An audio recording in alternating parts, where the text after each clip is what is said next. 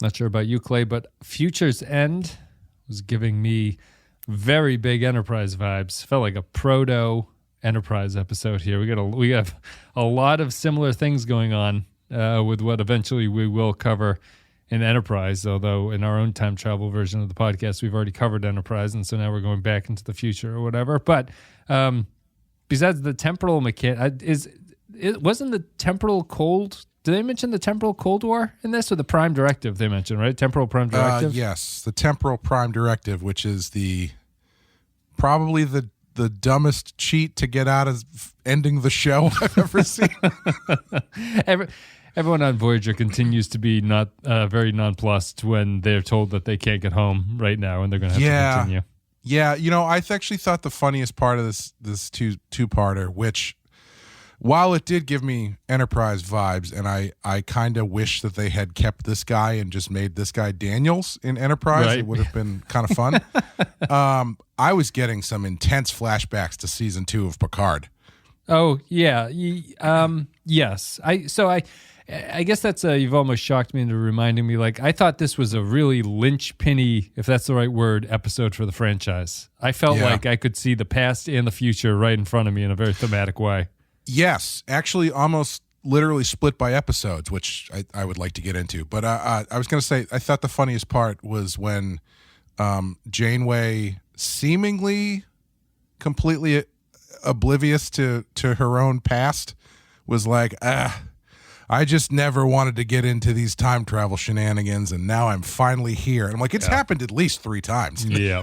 It's the... Remember when you died once? More than your once? Your doppelganger appeared in a different version. Remember when you were part of like an eco-terrorism thing? Yep. Or that Romulan that could have sent you home was from 20 years in the past. Yeah. All that stuff. Yeah, well, maybe we'll get into it. Let me read all these blurbs. There's a lot of blurbs to get through. This is Future's End, which is the 8th and 9th episodes of the 3rd season of Star Trek Voyager. We're going to be covering it in one podcast, this doubleheader, as we usually do when there is a 2-parter within a season. Came out on November 6, 1996. The first part did, anyway. Arc is one of 3 of the Future's End arc. Interesting. Oh, boy. Written by Brandon Braga and Joe Menosky, directed by David Livingston, in-universe date 50312.5, which is 2373. Also 1996, sweet, and 1967, less sweet. After encountering... So, if this is... Do both of these episodes count as part 1 of 3, or is part 1, part 1, part 2, part 2, and then there's part the third is, to be determined, yeah. Okay, when they just bring it up casually in conversation. Yes, I think so. I think Ensign Kim is going to mention this in the season finale or something. After encountering a Federation timeship from the future, Voyager is sent back to 20th century Earth. Future's End Part 2 is the 9th episode. It came out the 13th of November, 1996. 2 of 3 in the Future's End arc, written by Brandon Braga and Joe Menosky, directed by Cliff Bowl, in universe date 50312.5, which is 2373, and only 1996. It didn't go to 67. In part 2, Janeway tries to prevent Henry Starling, which is a great name, from launching the timeship without altering the past. Where do we want to start with this one? I want to start by asking why this is the only story they know how to tell when they go back to the present time. You mean as in 1996, the present time of the production? Yes. Yeah. So to talk about what you're saying, seeing the past and the future, the first half of this just felt like a rehash for the millionth time of Star Trek 4. Yeah. And I don't know why this is the only story they know how to tell, because it's almost like beat for beat the same story. Even, I don't know. I wasn't really getting anything worthwhile out of them doing this thing again, except instead of Spock being dressed like a new age weirdo, Tuvok is dressed like a black guy from a 90s comic book. he's very with a little bit of bagginess. Yeah, it's it's not 1984 or whenever Voyage Home came out. It is 1996, clearly. That was my my big thing from, I didn't really like this 2-parter at all. So, my big thing with the first one was that it's very hard to tell if they're parodying 90s fashion or if this was what things were like in 1996 in LA. Yeah. It's so difficult. The thing that was funny too is they're clearly putting things over the top to the point where Chakotay is like, things are really different around this time, and I'm like, you live with aliens, right? Why do Mohawks weird you out? You live with Neelix, right? He's got a mohawk all the time. Yeah, he just has a hairstyle that's in a mohawk, basically. Yeah, no, I completely agree with that. It's it just felt like it's so hard to determine where the fashion ended or where it didn't, or like what was a choice and what wasn't a choice in this. It's hard for me. Like, I know that our that Ferengi episode that we did, False Prophets, posted somewhat recently. And in that episode, we had been talking about the tone because we had watched The Price before that. And now, and I was talking about how Voyager seems to have a different tone. And someone posted on YouTube about it, saying something that I don't even know if it's true, but it sounds true to me, emotionally true, is that Voyager has the tone of 90s Saturday genre shows like Hercules and Xena. And I think that's true. I don't even know those shows, but I think I understand that person is picking up what I'm putting down, basically. And I felt that all the way through this two-parter. It's like I don't want to rehash that conversation, but it's just like I was trying to picture how this episode would play if the TNG crew was in it instead, right? And I just can't help feeling that Voyager does that 90s Saturday genre TV thing where it's like that's where Mulgrew had that line about like, boy, I don't understand these time travel episodes. It's like aware of itself as to what it is, and it makes it seem stupid and sort of like the show doesn't take itself seriously is my way of thinking about it. And this whole thing just kind of felt like it's a rehash of Star Trek 4.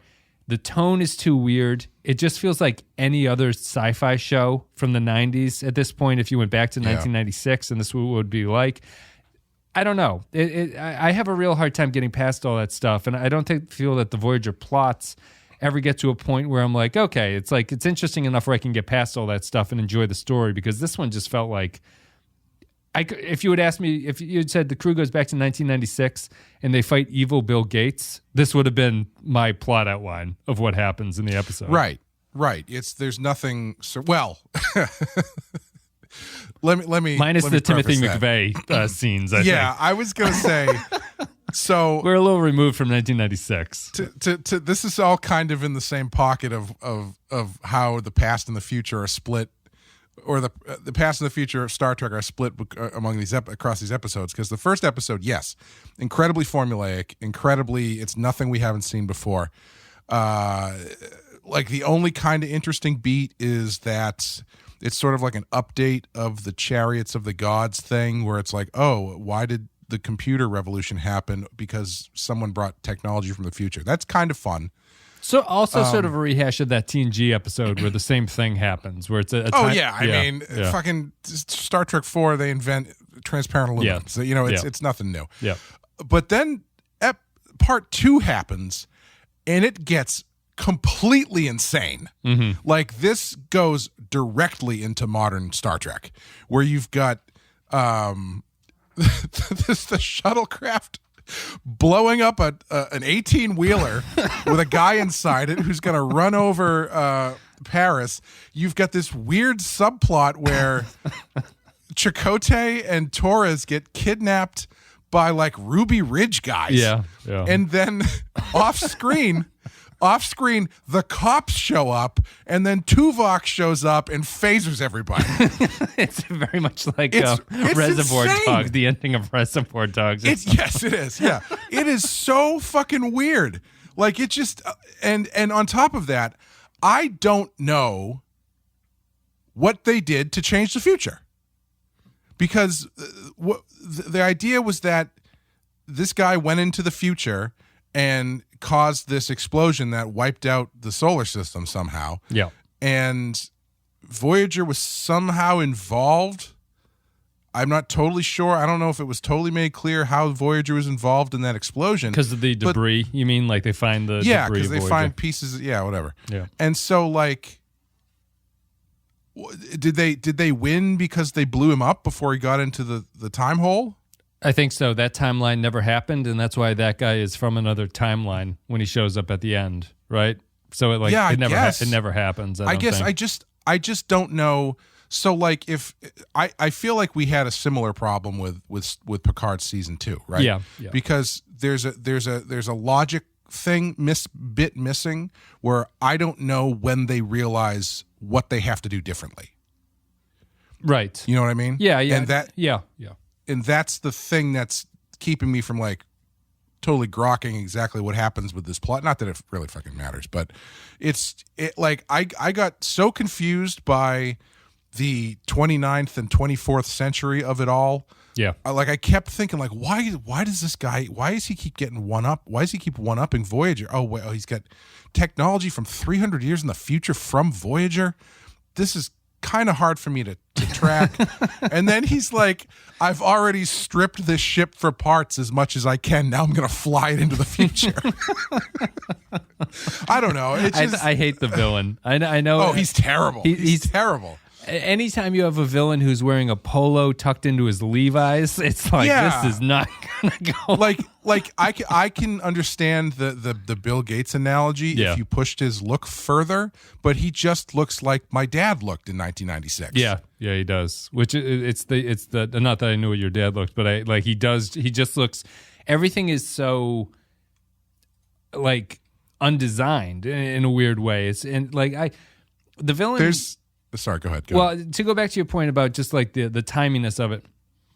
So I had a different reaction, really, which is that Picard season 2, it was almost difficult for me to ignore the mechanics of what they were talking about because they talked about it like incessantly during that show.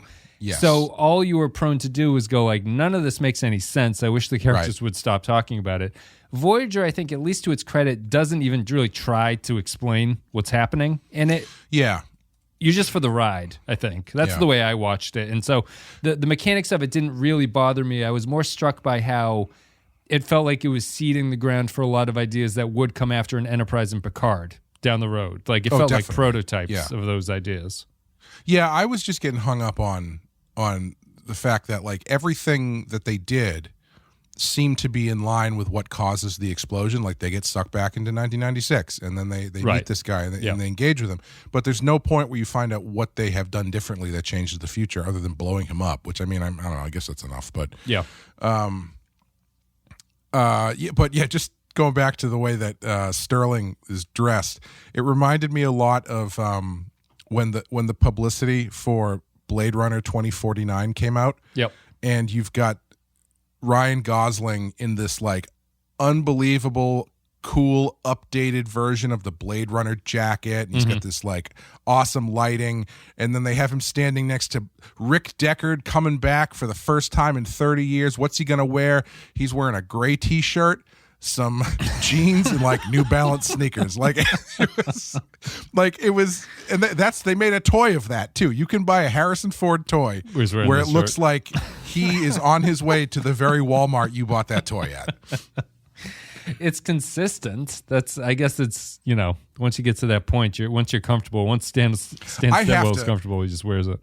I have to imagine in Blade Runner, that was part of the deal, is that he was like, I'll be in it, but I get to wear my own clothes to the set, and I'm not wearing any weird shit. What was it in Ridley Scott's A Good Year, that Russell Crowe movie, where it's just like, as long as we can film it near my house in France, I'll do whatever you want. Yes. But it's always, that being said, I always enjoy seeing Ed Begley Jr. He's always fun.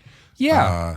Nice to see him playing the drums at the beginning. Yes. After all, he was the original drummer in Spinal Tap, John Stampy Pepys. It's good to just, revisit the things that made you famous. And Sarah Silverman is in this one. Yes. Sarah Silverman definitely given a performance. Yeah. And dressed the way that all women on TV were dressed in the 90s, which is that they were not allowed to wear shirts that reached their belts. All the better for us. No underboob, unfortunately, unlike False Prophets in this one. It's just a tight T-shirt. Yeah, it's all fine. It's hard to watch an episode like this, because she was obviously not Sarah Silverman that we know her today as. So it's like it doesn't come across as a gimmick or anything. It's just this was does a role not look like she doing. has aged at all. Like she looks exactly the same. Yeah, her face is pretty much the same. I doubt she's wearing the same T-shirts at this point, but her face, she because it is what 25 years ahead now, so it's been a while. Yeah. I thought. What is there to really say about this one? Like it's kind of a jumble conversation, but it's like the ending is another underwhelming. Like they just shot him with a photon torpedo. Yeah, I thought that was funny. He goes, "Oh shit!" and then he gets he was like, "Oh." Whoa! I wasn't totally tracking why it was dangerous for a Janeway to do that, and then it just like blew up in her face, sort of, and she got knocked out. I don't know. She got a Gorbachev birthmark on her face when it was all said and done. Even I feel like the energy of the whole thing is summed up by the ending when they talk to the future guy and they're like, "Can you bring us home?" And he's like, "Nah, temporal prime directive." And then Jane was just like, all right, yeah. Back to where we started. It's I don't know. I don't know if you wanted to.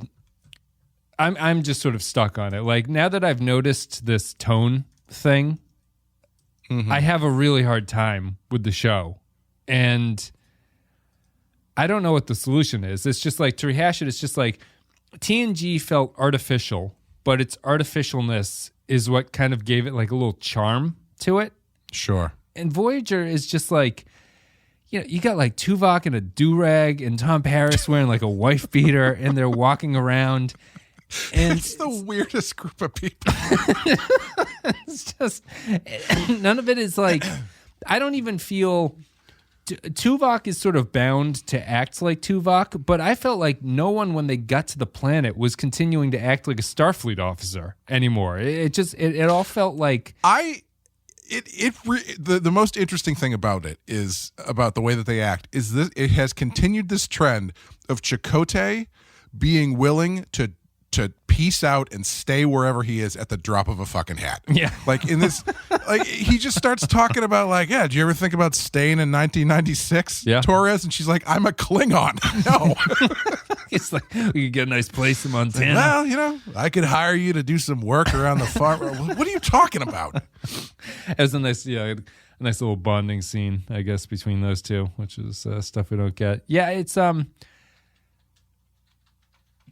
like, wasn't there a homeless person in Picard season 2? Like, just the tracking down the temporal captain who's become a homeless guy in 1996 was very funny to me. The cop scene was hysterical for some reason, where he like tries to. He's like. That was weird. So odd. It's so odd. I don't know if it's just like the temperature of current events. Yeah, I was expecting that guy to fuck him up. I thought they were going to shoot him. Yes. I thought the cops were going to shoot him and kill him. And like I'm doing the math in my head where it's like, well, I mean, I can see it in the mid 90s, maybe that they do that and it's not quite as incendiary as it is now, but I mean there's also Rodney King was a couple years before this. Yeah. I mean I was trying when they got to the thing with the survivalist guys, I was like, wasn't Oklahoma City like right around this time? And it was the year before. Yeah. It's all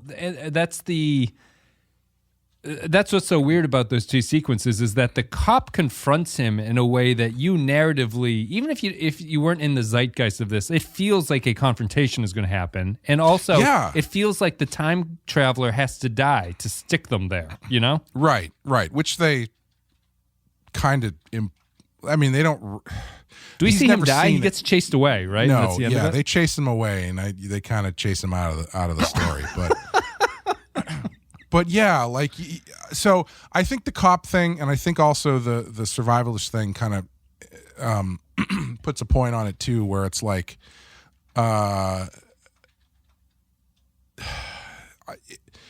They wanted this to Picard be a season- 4-episode arc, if that helps you understand what's going on. Jesus Christ. Yeah. That's literally season 2 of Picard. Yeah.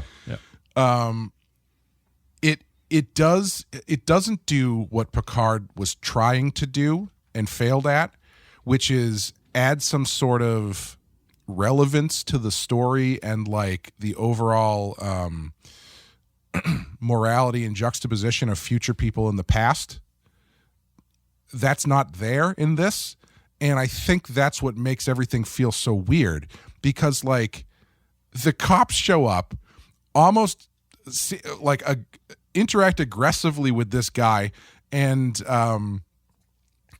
Janeway and Chakotay act like two rich white people who don't want to deal with the cops. trying to score some dope or something off this guy. They're trying to buy drugs off the homeless guy, and they're just like, I don't know who this guy. Like, they don't even talk to them. No. The cop does not even address them. Right. And so like, and it's this thing where it's like, there's nothing in this where any of these people from the future are taken aback by anything that's going on in this period of time. Like, there's no social commentary whatsoever. No, they're actually more interested in the Voyager specialty, which is that the technology is the most interesting thing to them. Yeah, and even there, like, the closest they get is talking about how there was this technological boom, but they don't go into what that means or anything like that, or what this paradox how this paradox could reverberate or anything. It's just like, it's the mid-90s and there's computers, and isn't that crazy? Go ahead. Like it's like I'm surprised they didn't have a moment where they're like, you're telling me they're sending CDs with the internet to every household in America? Oh my God, they must be stopped. Like there's nothing. It's just they don't talk about it at all. There's nothing grounding the story to 1996 other than, isn't it weird how we all have cell phones now? Well, that's what to me didn't work at all about the villain plot, is that. Yeah. So am I wrong here? Like the future that they're running into is not an adjusted technological future. That's legitimately our 1996, right? Yes. So that's what feels wrong to me, is that like this incredible technology from the future has not really substantially changed what we would perceive. Like, they're not going into a changed past that they have affected because of what they did with the time traveler pilot guy. Right. It just feels like, he made Microsoft, and this is what, and just we'll get it out of the way now. The franchise continues to just say that the eugenics war is happening somewhere else as opposed to wherever we are at the time. Think about between this and Picard season 2, right? Like, the eugenics war has to happen after this, so after 1996, but before 2023. Right, and it's so devastating, but we recover quite comfortably on both sides of the sine curve. The other thing about the villain is that, because his technology was at a 1996 level, which is like AOL CDs in the mail and stuff like that, I found it was laughable that he was a threat to Voyager at all, even though he had 29th century technology. That's why I could not grasp onto it, because it felt so out of place and weird. Yeah, he's on 28.8 dial-up, and he downloads like half of Voyager's files, and they can't stop him. Like, I couldn't figure out, like, so okay, he's using this technology to bring the 20th century technology like leaps and bounds forward, but also his personal office has 29th century technology. That's how he's doing this, I guess. Yeah, because he also has a hologram emitter. Yes, right. He's got the shuttle bay in the back office, and he has a holo emitter for the doctor. Yeah, like, and then they try to transport him, and he's got like a somehow he knows how to work his tricorder to block the transport. Like, he's doing shit in the beam. They can see he's like twisting the knob. I don't understand how he, like, okay, I can understand the Terminator of it all, right? Where Miles Dyson gets his hands on the arm and the chip. Yes. And they are using that to feed into other discoveries in the present day. but they don't know how the arm or the chip work. I can understand that. Right. I can't really, and I can understand that element in this, where it's like, oh yeah, he's advancing computer technology because of stuff that they've kind of pulled from this ship. But I can't understand how he like has a mastery over 29th century technology. Correct. Right. Well, that would be my problem. He has a mastery over the stuff that allows him to beat Voyager, but not over the ship or computers in general. You know what I mean? Like he doesn't have a supercomputer in his office that is like he's working as if he's in a Voyager, like talking to the computer and stuff like that. He just has a normal computer, but he can, for some reason, stop their transporters. He can create a holo emitter, and he can just repair the ship. So to me, it just felt like they gave him a perk boost whenever he needed to be a threat to Voyager, but otherwise he was just Bill Gates from 1996 in every other regard. Yeah, and it's also, I mean, this isn't fair, obviously, to put on the show, but like, it's so first of all, what happens after this guy leaves the planet and blows up? Are we to assume that the advancement of technology just stops?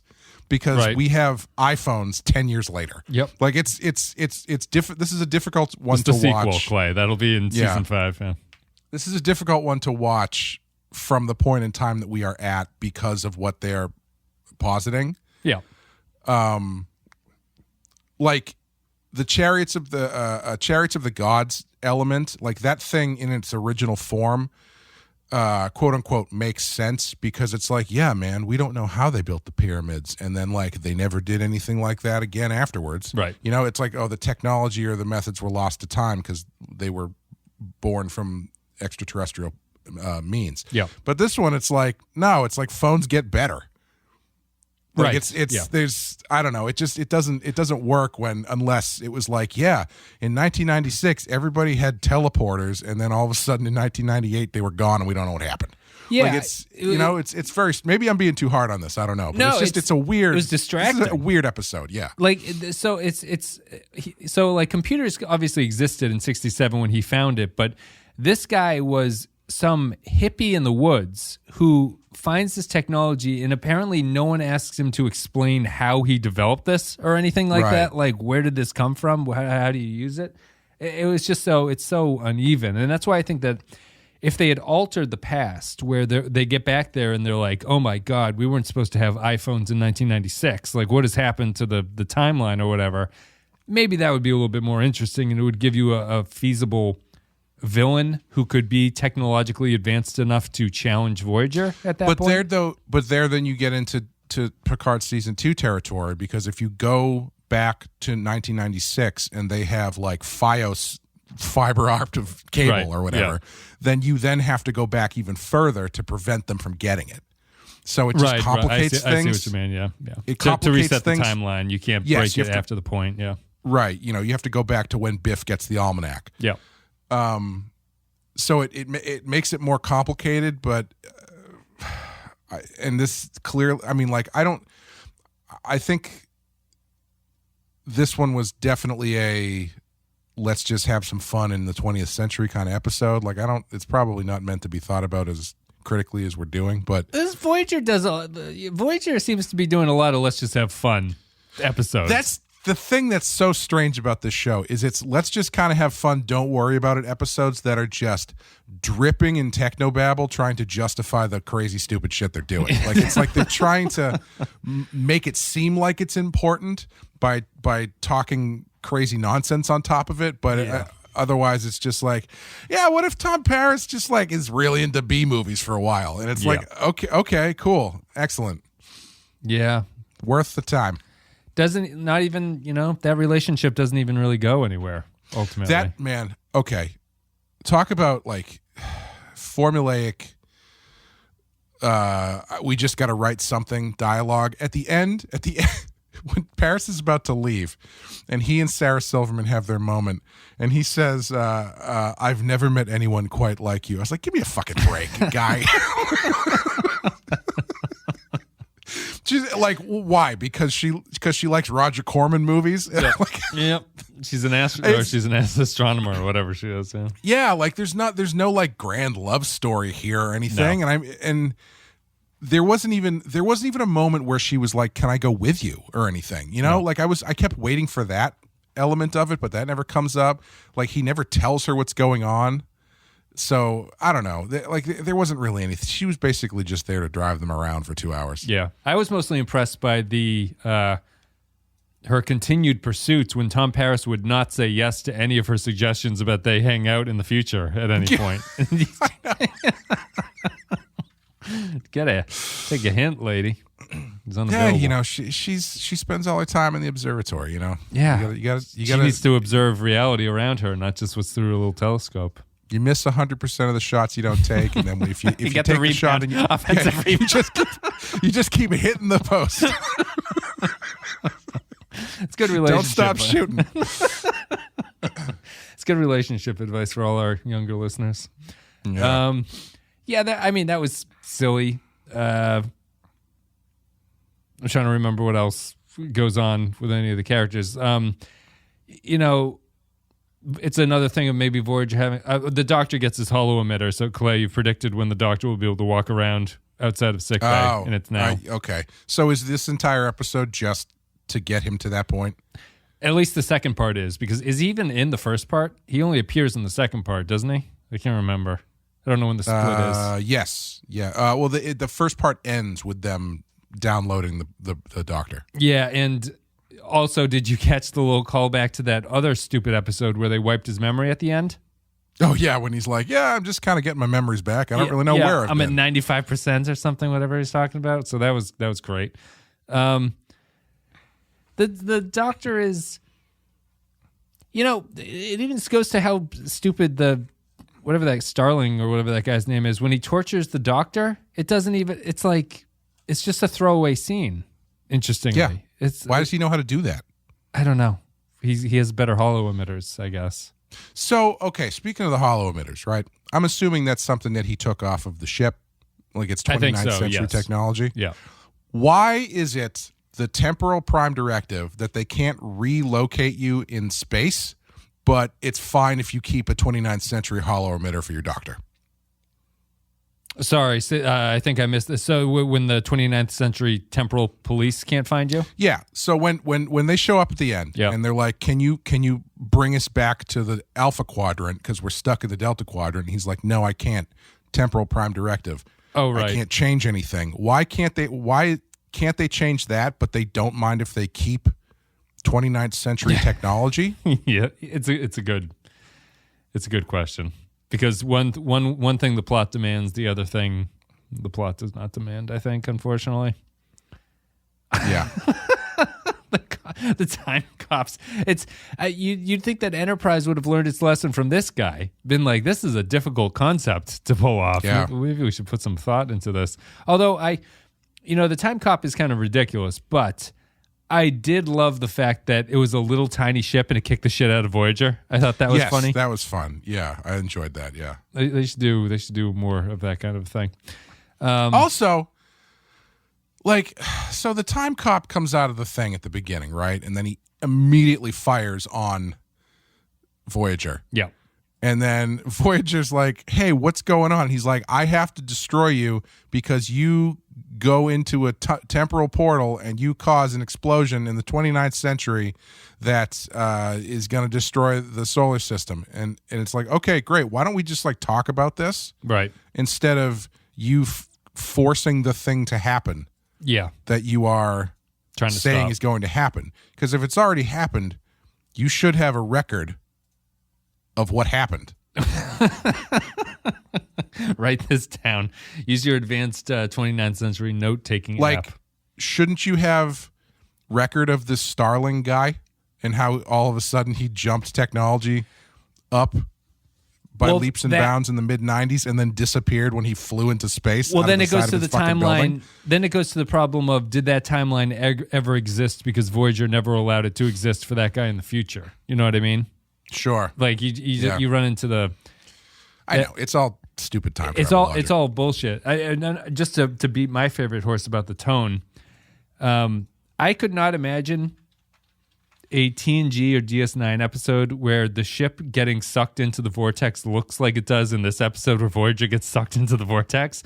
There's something that they lost with the models, right? Where they could not do that stuff with the models, and now because it's CG, they do it all the time, and it makes everything look silly when it happens. You know? Like, just in like TNG and DS9 and TOS even, they would never really get sucked into the event horizon. It was always the danger of what happening, and if they did get sucked in, they would never show the ship being sucked into it because they couldn't do it. And for some reason, it just made it feel better that wasn't the case. Voyager, the ship is like corkscrewing through space as it gets pulled into this thing, and it just makes it come out across like a Saturday morning cartoon by the end of it. It just feels like it's silly. I don't know. I really feel distracted by this difference in how the show approaches things, and I'm probably going to continue harping on it, hopefully not for too much longer, but it is something I find it distinctly different from the other shows. It's like Amy watched this one with me where she was reading, and she would kind of look up from her book. When she ended, she's like, the only thing that's serious about this show is the theme song. And I was like, it's true. The theme song is too good for the show, interestingly. It like implies this sort of like grandiose adventure, and the episodes themselves are just kind of silly. Yeah, it's they need like the Lower Decks theme song for this or something. Yes. Although even, part of the joke is that the Lower Decks theme song is overly, dramatic to go with the silliness of what the show is. They're going through a lot of dramatic shit in the opening credits of Lower Decks. There's Borg attacks. Right. So. Yeah. But yeah, it's a very strange tone. Jeans and a polo. That's what this tone is. Jeans and a polo. And a pinball machine. Although Ed Begley pulling off some lines while not letting that pinball get past his paddles was excellent. I was very, very impressed by his pinball ability. He's better at pinball than Janeway is at future tennis. I would have the redneck Ruby Ridge militiamen scene was completely pointless, but I wanted to see more of it anyway. Yeah, I kind of find that. I found that stuff. So that was something where I was like, oh, this is kind of interesting. I don't know why the hell it's in this episode at this point. Yeah. Just so that Chakotay can talk about, listen, I was a rebel once too. And so that's slap the shit out of him. That's actually, I was like, oh, that's kind of an interesting idea. Putting a Maquis guy in the same room with like a domestic terrorist type. Right. To really highlight century. Yeah, what he potentially did as a Maquis. Yeah. Yeah, like that. That's actually, I would be interested in a whole episode of that. Not so much what they do here. Does the guy say "Come on, men" when they're like running down the stairs? He says like "Come on, men," and then he stands with the machine gun next to the door. Yeah, and has the arguably the greatest line delivery in Star Trek history, which is when there's a commotion outside, and one of them goes, "What's going on?" And the guy goes, "I don't know. It's a black man and some bald guy."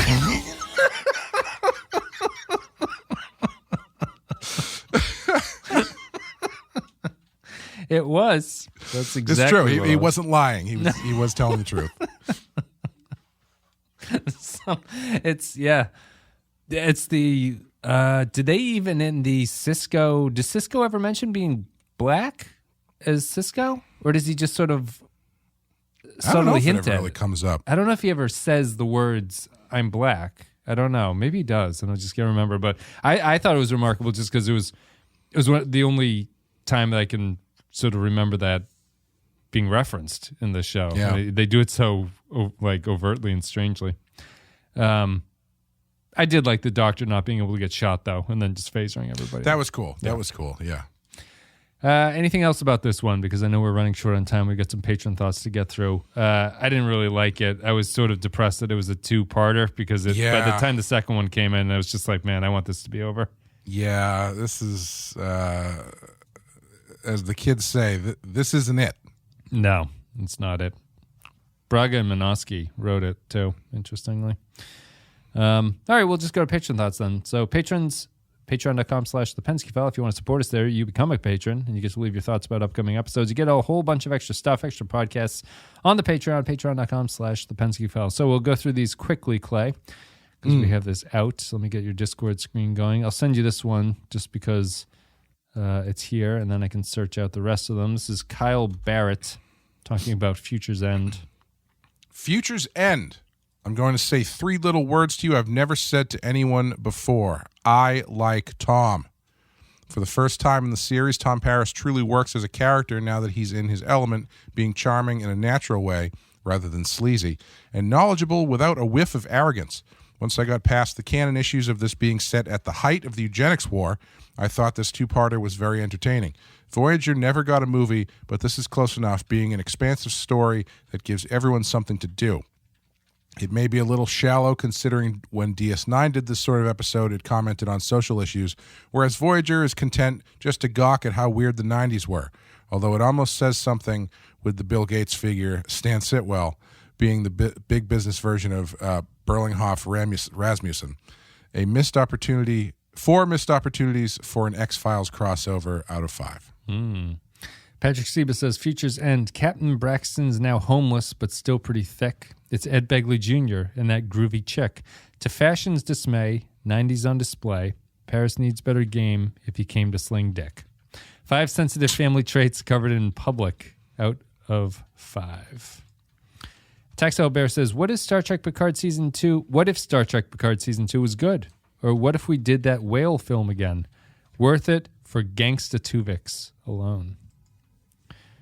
I'll send you this one. Sorry, you're getting the longer ones until I can sort this through. This is Aaron Million with Future's End.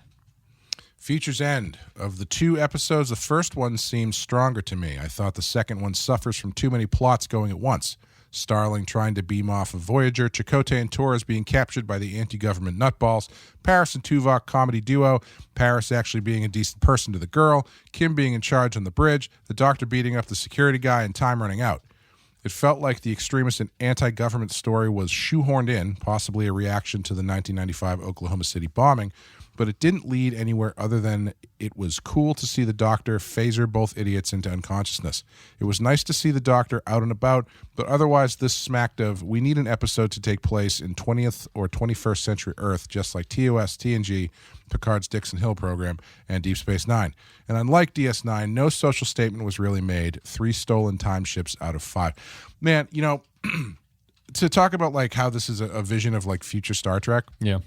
I could not believe how off the chain the violence was in this. Like they're just there's a phaser fight in front of the observatory in broad daylight, and then like I said before, the shuttlecraft comes down and just blows the shit out of that 18-wheeler and kills a dude indiscriminately. Paris shoots the back wheel of the semi, doesn't he? Yeah. With his phaser. Yeah, and then they blow that guy up. They blow Stan Sitwell up with a photon torpedo. Like it was, it felt more like modern Star Trek, where it's like Doctor got tortured too. Yeah, the doctor got tortured. There's a shootout we don't see off screen at the Ruby Ridge place. Yep. It's just it's for a time travel episode where usually the hallmark of these things is like, hey, maybe we don't interfere. Try to make as small an impact as possible. They are shooting lots of people in this episode. Yeah, they shot the butterfly, I think. Yeah, you've just reminded me. I completely agree with all of that. But it was it wasn't the grimy violence that we're used to from modern Star Trek. It was just this weird 90s version of violence. It all was very awkward. Like especially the 18-wheeler thing at the end felt like it was like, well, we've got nothing else for the finale of this show. We got to blow something up. Yeah. Yeah. I will say the doctor being tortured and Stan Sitwell saying it feels like you're on fire. I thought that Picardo did a terrible job of portraying a man who's on fire. He laid down on the ground. We're having a fire. Sail. It was not believable. Jaron Hatch says, even compared to other Star Trek time travel episodes, this one is incredibly hokey, but no one ever said hokey can't be entertaining. I did. The writers wisely decided to embrace the show's inner B-movie rather than take it too seriously. Ed Begley Jr., Sarah Silverman, homeless temporal agents, Kess and Neelix watching trash TV. We didn't talk about that scene. We'll talk about that after. Tuvok eating burritos. The doctor phasering libertarian dude bros. What's not to love? I guess I don't love that the show is starting to feel like Gilligan's Island. The wacky, outlandish hijinks that should get them home, but invariably keep them stranded. But you take what you can get with Voyager. 4 time travel episodes that aren't Carpenter Street out of 5. I didn't like the Keston Neelix watch daytime TV stuff. I don't think. I thought it had potential, but I don't think it worked the way that they wanted it to. I liked the potential of it, but I was kind of wishing that it became like a running gag that every time they cut back, more people were watching it. Yes, yeah, that would be good. It was a little bit too on the nose with you, like, who would just sit and watch a TV show like this where you have no interaction? It's like, well, you're used to the holodeck, but people like to do this and watch inane shit on TV just like they're doing now. It's that kind of thing. If you're going to set it up with that clear of a line, you have to pay it off by having Harry Kim do that and having everybody else on the ship who shouldn't think this stuff is interesting, just like at rapt attention about like as the world turns or whatever. There's a YouTube edit video waiting out there if there was one already about just them in the height of the battle being distracted by like Maury reruns or something like that. But we'll leave that for the true YouTubers. Justice for Toon Shoe says, Futures End 1 and 2, I remember these eps being one of my favorites in the series, but watching it again, the dialogue is either laughable or full of technobabble, and the acting is weirdly wooden across the board, minus the Doctor who's the MVP. However, Starling's references to the internet and laptops serve as an interesting time capsule and a reminder of where the world was in 96 when it came to cutting-edge computer technology. But even in 1996, there was still no shortage of redneck dudes armed with enough firepower to make Rambo look like a peace-loving eater of tofu, who were still paranoid of the federal government. It's a shame that the original plans for Rain Robinson to become a series regular didn't work out. She was going to be a regular? Sarah Silverman's guest appearance grew on me throughout the episode. 3 baby blue vans out of 5. That's what I'm saying. This feels like the end of this is supposed to be like, why don't you come to the future with us or something? Why don't you look at stars with us? Yeah. Yeah. You're going to get sick of them real quick. Tuvok knows nebulas enough that he can identify one that he saw 50 years ago. So that's true. This is Rhea Lavi with Futures End. An enjoyable Star Trek romp in an otherwise mostly boring season. Tim Russ proves he's great as Tuvok in any place or circumstance. I liked the Paris Rain repartee, some good chemistry there. The Doctor scenes were also cool. I wouldn't call any of this great writing, though. 3 cliched villains out of 5. Yeah. Brent May says, who knew that Voyager triggered the information age of the 90s and led to Mr. Feeney having his King Koopa speech? I don't get that reference. This is a good... too deep for me. This is a good time travel episode, and getting Ed Begley Jr. and Sarah Silverman made the script pay off. Great decision to make Paris come off as a huge geek. The resolution is somewhat satisfactory, although clunky, because the number of storylines explodes in part 2, and the Doctor gets his much dreaded freedom. 4 double entendre expressions out of 5. I feel like most of the performances in this were really hindered by the fact that they were shooting on location. Yeah. And so like everything clearly needed to be ADR'd. And like I couldn't not see it. Like especially from Sarah Silverman and the Doctor too, where it was like, I don't know if it was the sound of the water, the fountain behind the Doctor or something, but he was delivering his lines like they told him, make sure you enunciate as clearly as possible because you're going to have to do this again later. Interesting. I was wondering how much of like a sort of mental impact it has on the actors when they are off the sets and shooting on location, how it impacts how they play the show and their characters. You know what I mean? Mm-hmm. I don't know, because I understand Begley and Silverman are supposed to be different because they're from 1996, but it goes in line with, I didn't think the Starfleet characters were continued to maintain their voice all the way through everything when I feel that they should have, but I don't know if it's hard for an actor to do or if it works for the show that they didn't work out that way. Yeah. I want one of these episodes where they go back to the 90s and like the Tom Paris character, who the cliche option is that he's like, I don't know, maybe I should stay here. I wish someone would be like, man, this sucks. Yeah, I know. Well, I don't even care if it's the Delta Quadrant. Let's go back to the future because this blows. Like, even when they use the computers, I always expect more stuff have been like, why is this so slow? Like, I just can't imagine them thinking that the computers are effective or whatever. I don't know. I always think about it like if I got sent back to like 1700, Yeah. I would be like, I'm sorry, toilet paper doesn't exist. I would like to go home, please. Like, Yeah. I don't even care how cool the rest of it is. What if you met a Sarah Silverman maiden? Is her last name Charmin? You can build an empire. You could go back with toilet paper that revolutionizes That's true. the technology of That's the true. 17th century. Maybe I could have solved the Revolutionary War with toilet paper. This is Poindexter G with Future's End. Future's End. Tom Paris and Tuvok team up with Sarah Silverman to save the universe from Ed Begley Jr.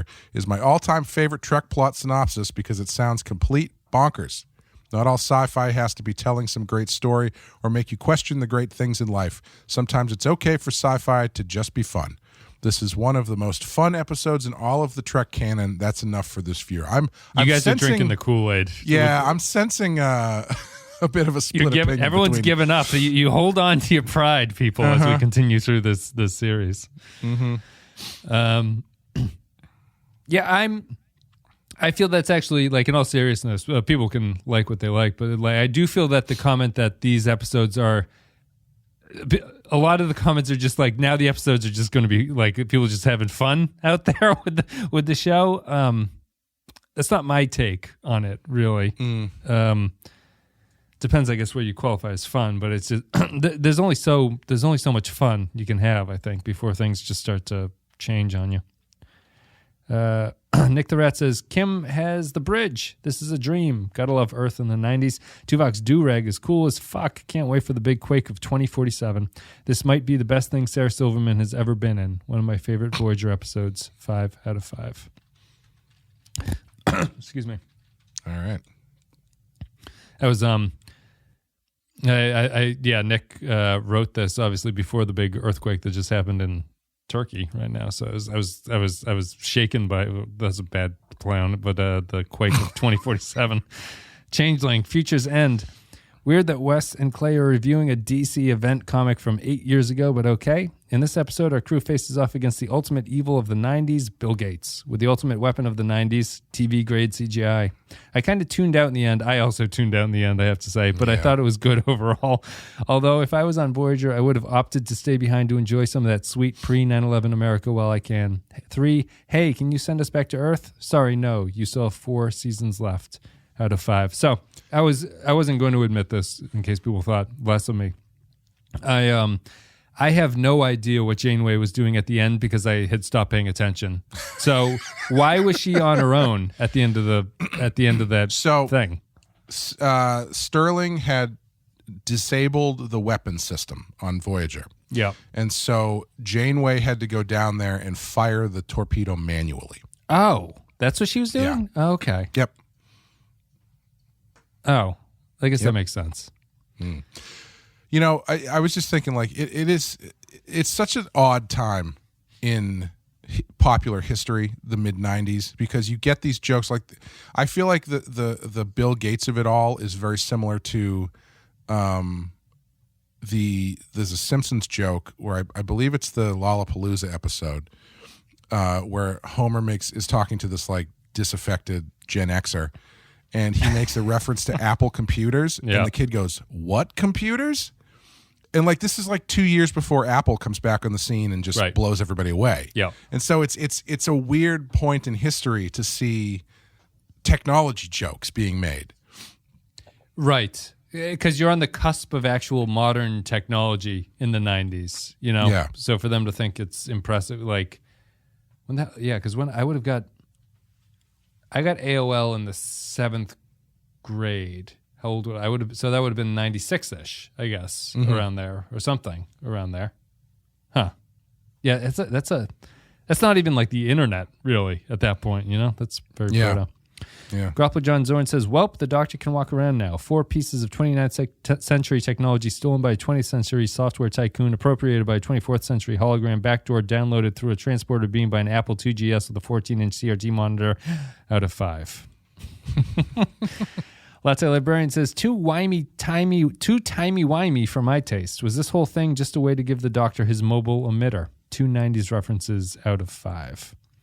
Artorius says, from apocalypse cults to corporate short-sightedness, this has everything in modern America, even the current LA homelessness problem. There's only one guy. Yeah, he was a problem. He was a problem. Seeing the Doctor take out a group of federal agents makes you wonder why the Voyager crew didn't just storm the building in the dead of night and take everything by force. On a side note, on January 16th, a Korean THAD launcher shot down a UFO. The alien invasion is coming, or was that a time ship from the future? 3 B sci-fi movies out of 5. Did you see that story today? Yeah, they shot down another thing over Alaska. But they're only describing it as an object, which is interesting. They don't even say it's a balloon. So what the hell is that thing up there? I don't know. Well, obviously it'll be something. By the time people know this, by the time we read the news tomorrow, we'll know exactly what it was, and it'll sound ridiculous. But we're living right in the moment, people. Yeah, let's make some jokes about outdated technology that's going to be... They 2 weeks from now, it's going to be running the show. They shot a Nokia flip phone out of skies, people. No one saw it coming. Woodrow says, the story and the villain's acting dragged throughout 2 episodes only for him to die with an 1 out of 5. Yep. Matt Ross says, the 2 episodes together are basically a good B-movie sci-fi time travel adventure with a fish out of water trope. Ed Begley Jr. as the bad guy, and his ability to create art tech from future tech was fun, as was Sarah Silverman's naive astronomer, and Braxton as a homeless crazy guy was a good take on the trapped time traveler. Tuvok was right. If they did dress in Star Trek uniforms, they'd only be called nerds and no one would really care. We get the mobile emitter and the doctors being able to take out sessionists and everyone else. Everyone else was also a good time. But why take a Vulcan on an away mission to 20th century Earth? 3.5 pulpy adventures out of 5. 2 more. Rayo says, not enough Star Trek technobabble is given by crazy homeless hobos. I'd rather be willing to buy the phrase hull plating is offline if it came from Hobo Braxton. We also find that Janeway gets a headache from time paradoxes, which means she was being a dick to Tom Paris during Parallax when he was equally confused about that paradox because she smugly put him down in front of everyone. Do you know that once they put me in a mental institution and filled me with primitive pharmaceuticals? Lines like this are gold and equal to those in Star Trek 4. Apparently, in Rain's office in the Griffith Observatory near the window, they have a model of Khan's ship. So they're both acknowledging the eugenics war and ignoring it at the same time.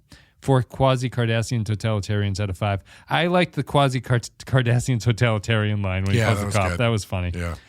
Undiscovered Mugatu, final comment, says, this one has it all. Sarah Silverman, Ed Begley Jr., Griffith Observatory, Doomsday Hobos from the Future, Tea Party Survivalists, Cramped as Hell Timeships, the Doctor punching the shit out of a guy in a limo, Tuvok saving his do-rag from her laser blast, a guy with a face tattoo commenting on how strange spiked hair looks. But that's a good point. But what it doesn't have is much fun. They say they might have been aiming for Star Trek 4, but they hit a Freakosaurus. 2 torpedoes only Janeway could launch out of 5. There we go. The answer to my question was the final comment. Thanks, everybody, for listening. Clay, that was a wide spread of 2s to 4s. It was, right there. Yeah. But what are you going to give this one on a scale of 1 to 5? I'm going to give it a 2. Yeah, it's a 2 for me as well. I think, he brings up the last comment brought up a good point about the tattoo thing. Like, I feel like the joke is Chakotay makes a crack about someone's hair, and then someone else is like, dude, face tattoo? Yeah. Because, that wasn't a thing in the 90s. That didn't, it's still 10 years before Mike Tyson gets his face tattoo. Certainly not a guy in a baggy 90s suit. He's not going to be having the face definitely. tattoo. Yeah. I agree. I'm going to give this one a 2 as well. I found this one really hard to make it through. Obviously, it didn't have anything to grab me. The villain was unconvincing. I thought that their whole journey, the whole drive behind the technology in the 90s was not interesting enough for me to continue. Just really felt like a stretch. The moments that held my attention where I thought that some of the jokes were okay in the era and stuff like that, but not enough to make me want to spend 2 episodes there. So that is what it is. Yeah, I kind of I found myself thinking towards the end of it, this does feel like it could have been a movie, but it's like it's just not up to snuff for it to be that. Right, it would be a terrible movie. Yeah, when they get towards the end, when they start blowing stuff up, it does feel more like, oh, this sort of feels like they're going for a bigger movie kind of vibe, but it's just they can't. The scaffolding isn't there to support it. Yeah. Yep. I'm going to give it a 2. Clay gives it a 2. That's it for this one, which is Future's End. Thanks, everybody, for listening. Patreon.com/The Pensky File if you want to support us there. The next episode is Warlord. So see everybody then. Clay, do you have anything you want to say before we go? Check out all the other things that are happening, like the Badass Podcast and Rotten Horror Picture Show, and follow us on Patreon, where we're covering Video Nasties, the nastiest videos conservative Britain ever witnessed, or I guess didn't witness because they were illegal. Yeah. What's the earliest Video Nasty you're doing? Like, what year did it come out? I think we're well, one of them is Last House on the Left, which is Wes Craven's first movie, and that's got to be 79. Okay. 78. It's probably 79. That's the thing, is these movies, they were released in the theaters, but it was the fact that when they were put on video, that's when they got dinged. Too accessible to the public. Yeah. So like Last House on the Left might not have gotten dinged for 5 years, Right. after it came out in theaters. Yeah. Yeah, that makes sense. Thanks to everybody for listening to this one. We are done. We'll be back with Warlord. See ya.